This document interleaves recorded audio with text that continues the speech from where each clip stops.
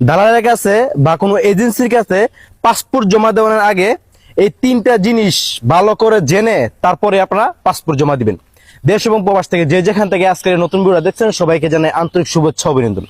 দালালের কাছে পাসপোর্ট জমা দেওয়ার আগে এই তিনটা জিনিস জেনে যদি আপনারা দালালের কাছে পাসপোর্ট জমা দিতে পারেন, আশা করি যে আপনার দালালের কাছে গিয়ে কখনো প্রতারিত হবেন না। প্রথম নম্বরে আপনি যেই কোম্পানিতে যাবেন ওই কোম্পানির নাম কি এই জিনিসটা জিজ্ঞাসা করবেন। দ্বিতীয় নম্বরে যেই কোম্পানির নাম বলছে ওই কোম্পানি কি আদৌ আছে কিনা ওইটা গুগলে, ইউটিউবে, ফেসবুকে সার্চ করে দেখবেন যে এই নামে কোনো কোম্পানি আছে কিনা।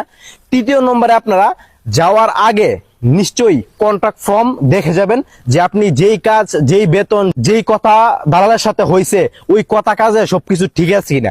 এই তিনটা জিনিস জেনে যদি আপনারা বিদেশে যেতে পারেন, আশা করি আপনারা দালালের কাছ থেকে প্রতারিত হবেন না। আপনারা যদি আমাদের এজেন্সি থেকে বিদেশে যেতে চান নিশ্চয়ই আমাদের সাথে যোগাযোগ করবেন।